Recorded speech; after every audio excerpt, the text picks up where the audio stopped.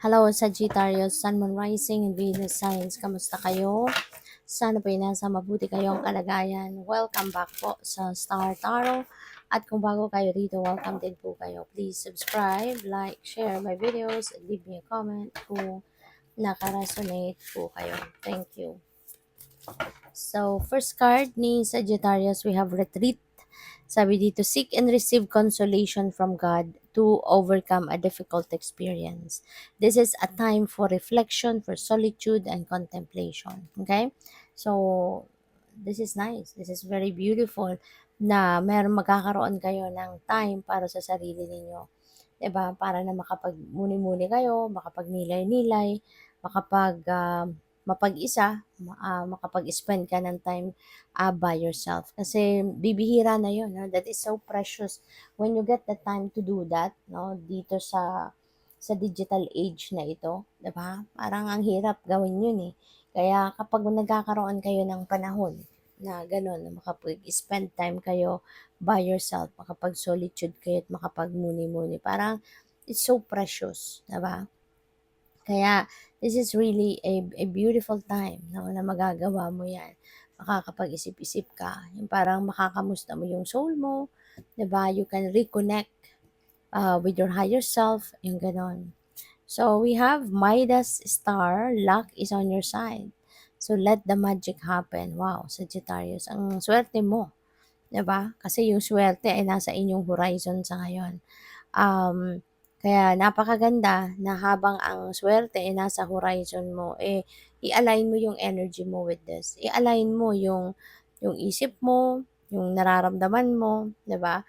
I-align mo dito sa ano, paano mo magagawa 'yan. Think positive, no? Mag-project ka ng positive mindset, positive outlook, 'di ba? Tanggalin mo na kung ano man ang mga negatibo na naiisip mo, mga negatibo na sinasabi mo. So, wag na 'yon, tanggalin mo na 'yon. Kasi yung negativity could stand between you and your swerte, 'di ba? So, instead na lahat magagandang bagay ang maa-attract mo sa buhay mo, if you're thinking and feeling negative, negatibo siyempre yung dadating sa'yo imbes na yung swerte, 'di ba? Kaya i-align mo na yung sarili mo with this good luck energy para tuluyan ng kumapit ito sa energy field mo at ang ma-attract mong mga bagay, mga sitwasyon, mga tao are positive lang, mabuti lang. Okay? So, we have responsibility. Take responsibility for your own happiness. 'Di ba? Ganun naman talaga dapat. Hindi naman talaga dapat na magdedepende tayo sa ibang tao, magdedepende tayo sa ibang bagay para tayo ay maging masaya. Hindi ba? Kasi happiness is a choice. Kung pipiliin natin na maging masaya tayo, talagang mag-iisip tayo na kung anong ikakasaya natin, hindi ba? Hindi para na ilagay natin sa bulsa ng ibang tao yung ating kasiyahan, 'di ba? Kung kung ang sitwasyon kunyari, 'di ba? Kung wala kang kunyari kung wala sa buhay mo yung kunyari yung, ah, person mo, 'di ba? So, hindi ka na magiging masaya, 'di ba? Yung gano'n yun, eh, 'no? Kaya hindi hindi po puwede 'no, na kasi, hindi po puwedeng iaasa natin ano, sa mga bagay or iaasa natin sa mga tao, sa ibang tao, yung kasiyahan natin, 'di ba? Because happiness is coming from within us, 'di ba? Kung gugustuhin natin maging masaya, magiging masaya tayo. Gagawin natin 'yon on our own. Kaya kung meron man mga tao sa buhay natin na dumadating na nagbibigay ng ekstrang saya sa atin, we really need to be very grateful about that. Magiging masayang-masaya tayo and bonus na lang 'yon. Bonus na lang 'yun sa atin. But hindi hindi po puwedeng sila or siya yung magiging dahilan ng inyong pagiging masaya lang, 'di ba? Bonus na lang 'yon na meron kang taong minamahal or meron kang kaibigan na, yung totoong kaibigan na malapit sa'yo na laging dumadamay sa'yo, 'di ba? Bonus na lang sila sa buhay mo. Kahit yung ibang bagay, 'di ba? Kung wala kang kayamanan, hindi ka na ba magiging masaya? kung hindi mo ba makuha kung ano yung gusto mong ah, magkaroon ka, kunyari bahay or magarang bahay, magagarang sasakyan, kung hindi mo ba makuha ang mga gano'n, hindi ka na magiging masaya sa buhay. 'Di ba hindi naman dapat gano'n, 'no? Kaya kapag nakamit mo yung mga bagay na minimithi mo sa buhay, that is a bonus, 'no? Bonus na lang talaga 'yan, sa inyo, 'di ba? Kaya yun, do not put the key towards your happiness sa bulsa ng ibang tao, no? Or sa ibang bagay, no? Because happiness comes from within. So, yun. By the way, maraming salamat for subscribing. And if you haven't subscribed yet, subscribe na kayo.